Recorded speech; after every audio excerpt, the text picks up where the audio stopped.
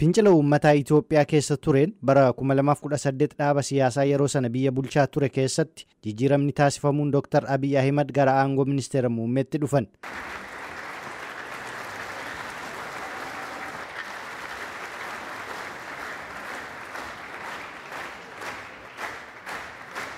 Yeroo Abiy Ahmed gara aangootti dhufanitti seenaa siyaasa Itoophiyaa keessatti jijjiirama yeroo ce'umsaatti jedhamuun hayyoota dhaabbilee siyaasaa fi mootummaa aangoo qabatee jiru dabalatee yeroo ce'umsaa ta'uu himaa turan. Erga Abiy Ahmed gara aangootti dhufanii kaasees dhaaba isaan keessaa dhufan keessatti dabalatee raafama siyaasaa baay'eetu taasifamaa ture. Biyyattii bakkoota garaa garaatti jeequmsoonni lubbuu namoota hedduu galaafatan boodarras hanga waraanaatti deemeera. Ammas waldhibdeen siyaasaa fi rakkoon nageenyaa ni jira. Raafama siyaasaa biyyattii keessatti ta'aa tureef jiruun keessumaa yeroo muummichi ministeeraa Abiy Ahmed gara aangootti dhufan paartilee fi rogeeyyiin yeroo jijjiirama ce'umsaa keessatti raafamni akkanaa jiraachuun adeemsuma biyyoota jijjiirama keessa jiraniitii jedhamaa ture. Garuu bulchiinsi mootummaa Dr. Abiy Ahmed ammayyuu yeroo jijjiirama ce'umsaa keessa jira. Profeesar Mararaa Guddinaa dura taa'aa dhaaba Koongirensii Federaalistii Oromoo Abiy Ahmed aangootti dhufuun hordofe mana hidhaa keessaa akka gadhiifaman taasifaman.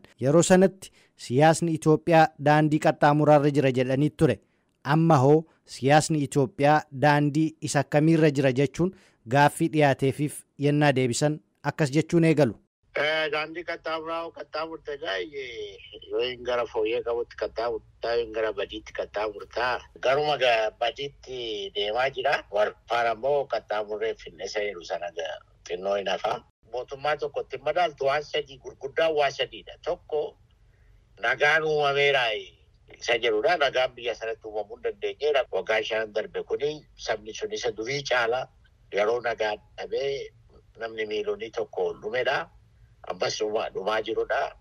Lammaffaa immoo waggaa 50 kan nuti qabsaa'aa turre sirna dimookiraasii jedhamu, sirna bulchiinsa gaarii jedhamu hin argannaadha. Kanaaf qabsaa'aa turre ammas qabsaa'aa jirra. Innaa laaltu sirni dimookiraasii dhiisiitii sirni diktaaterii jedhamu kuni humnaan bulchuun kun iyyuu akka ta'utti deemuu hin dandeenye jechuu kooti. Sadaffaan immoo guddina biyyaati. Badhaadhina isa jedhamu kana. Maqaadha malee badhaadhinni biyyi suni waan nyaatee bulu akkatti nyaatee bulu rakkoo bal'aa keessa galeera. Yeroon ce'umsaa sun inni xumurame moo daandiin taane qabate? Kanaaf daandiin taane qabate. Fakkeenyaaf akkamiin ibsama? Kan egaa kan dubbatamu galgalaa ganamaa tokkummaa biyyaati, sirna dimookiraasiiti, sirna guddinaa badhaadhina jedhamudha.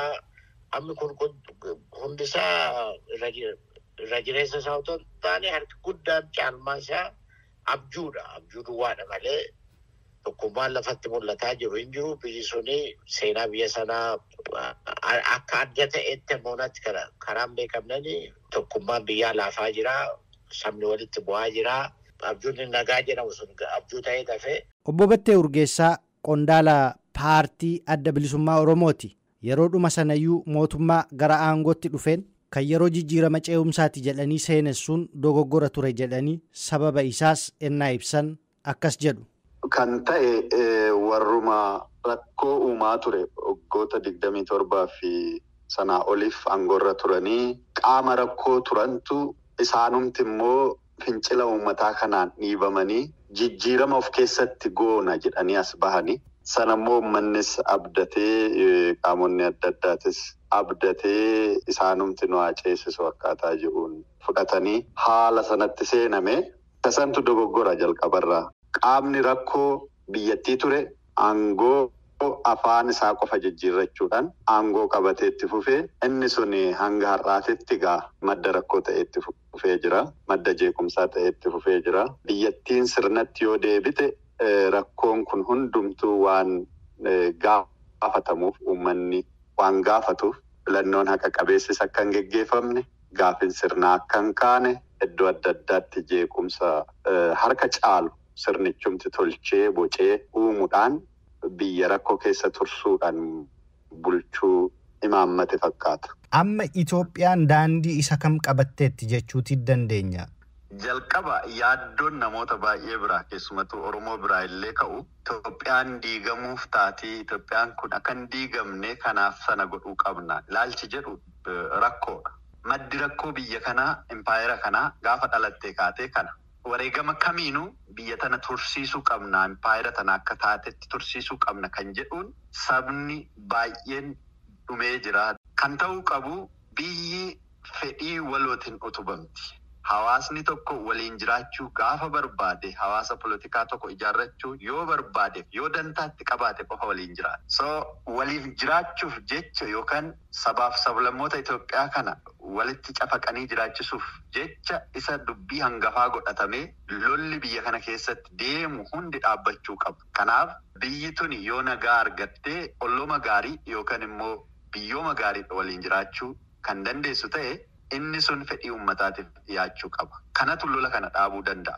Waajjira paartii badhaadhinaa Oromiyaatti itti gaafatamaa damee qo'annoo fi qorannoo kan ta'an obbo Kadir Maammoo dhimma kanarratti gaafannee ennaa deebisan yeroo jijjiiramni bara 2018 dhufee kaase yeroo jijjiirama ce'umsaa keessa jirra jedhanii jijjiiramicha kan filannoo duraa fi filannoodhaa boodaa jechuun ibsu. Dooktar Abiyyi gara aangootti dhufee hanga filannootti yeroo jiru yeroo ce'umsaa jennee ilaaluu dandeenya. Mootummichi mootummaa ce'umsaatii miti. Mootummichi mootummaa hooggansa jijjiiramaa gara ce'umsa mootummaa uummataan filametti geessuudha jennee ilaaluu dandeenya. Hooggansa jijjiiramaa yeroo ce'umsaa fudhatee tokko dirree siyaasaa bal'isuudhaan lama dhaabbileen siyaasaa biyya ala jiranis biyya keessa jiranis ijaarama isaanii tolfatanii mootummaadhaan deeggaramanii bilisaan deebi'anii akka of gurmeessan yeroo kennuudhaan. Riifoormii seerota ukkaamsoo ta'an irra deebi'anii riifoormii irratti gaggeessuun fooyyessuudhaan. Riifoormii dhaabbilee bilisa ta'an ijaaruu keessatti riifoormii bal'aa taasisuudhaan. Boordii filannoo amanamaa ta'e ijaaruudhaan hanga filannootti yeroo ture sana yeroo ce'umsaati jennee ilaaluu dandeenya.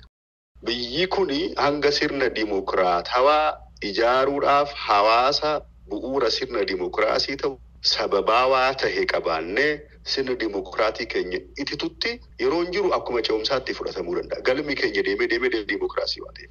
Aangawoonni mootummaa bakkaa bakkatti ajjeefamu, dargaggeessi bakkaa bakkatti yeroo ajjeefamu ni argina. Eenyutu ajjeese yeroo jedhamu tokko eenyummaan isaa kan hin beekamne ni ajjeefa. Bulchiinsi tokko bulchiinsa kan isa jechisiisu immoo nageenya lammiilee isaa eegsisuudha. Namni akka hin duune taasisu inni jedhu isa kana keessatti dhabameera warri jedhanii isin qeeqan jiru. Dhugaareetti gaafatamummaan bu'uura mootummaa kamiitu olaantummaa seeraa kabachiisuudha. Biyya kana keessa maaltu jira? Amma dura miidiyaan kun ukkaamamee jira. Bilisummaan miidiyaan jiru jedhamee yeroo dirree siyaasaa bal'isuuf murteeffamu bilisummaan miidiyaas akkasuma eegame. Yeroo Dr. Abiyyi gara aangootti dhufu miidiyaan fakkeenyaaf ministeeriin gara 12-13 caalu amma 100 gara 20tti siqa. Sooshaal miidiyaan akka malee babal'atee jira. So yeroo kana keessatti carraa kana namni misoomaa faayidaa dimokiraasiitti dagaagsuuf osoo hin taane haala adda addummaa saboota gidduu babal'isuun fincilaaf dargaggoo kakaasuuf karaa hin malleen walitti bu'iinsa kakaasuuf itti fayyadamuun bal'inaan mul'ata jira jechuudha. Humnootni kunniin rakkoo kana yeroo kakaasani caasaa mootummaa irrattis ta'ee qaamolee nageenyaa keenya irratti dhiibbaa yeroo geessisani deeggartoonni isaaniis ta'ee isaan akka jagnaatti ilaala. Gaafa mootummaan olaantummaa seeraa kabachiisuu fi deemu immoo akka waan mootummaan uummata kutaa biyyaa sanaa dhiibuuf deemetti miidiyaa irratti ololsu. Burjaajii garagaraa uumu. Biyyi kun bal'aadha akkuma beektu. Humna afaan qawweetiin socho'uu deemnee tarkaanfii olaantummaa seeraa itti fudhannee gocha isaa kanarraa akka dhabatu gochuu yookaan immoo karaa nagahaatiin akka dhufu lallaba nagahaa dabarsuudhaan yaamicha nagahaa dabarsuudhaan gofa gochuu dandeenya. Rakkoon asii achitti lammiileen butamuun ni jira. Caasaan mootummaas aangootni gurguddonis akkuma beekamu naannoo Amaaraattis caasaan keenyas kan naannoo Oromiyaa caasaan gara caasaa giddu galeessaa fi gara jalaa jirus yeroo gaaffii hin qabu humnoota afaan qawweetiin socho'aniin aarsaa ni kafala. Aarsaa kana kan kafalaa jirruuf garuu olaantummaa seeraa kabachiisuufidha. Jijjiiramni waadaa galamaa turee fi qabsoon uummataa daandii isaarraa maqee biyyattiin gara diigamuutti deemteetti. Kunis mootummaan Dr. Abiy Ahimad mootummaa kufaadha jechuun kan qeeqxonni mootummichaa fi dhaaboliin siyaasaa mormitootaa yeroo adda addaatti dubbatan obbo Kadir Maammoo hin fudhatan. Hayyuun Itoophiyaa beeku failed state jedhee ibsuu hin danda'u. Inni hayyuudha jedheellee hin fudhannu. Mootummaan gaggeessaa jirru mootummaa jabaadha. Garuu humnoota heera biyyattii diiguuf socho'aniin humnoota afaan qawweetiin fedhii isaanii tarkaanfachiisuuf socho'aniin asiif achitti yaaliin ni jira. Garuu mootummaan kunis very intact mootummaan jabaa akkanaa biyya kana keessa uumamee hin beeku. Keessummoota koo guddaan galateeffadha. Qophiin dirree dimokiraasii farraaf qindeeffanne kanuma.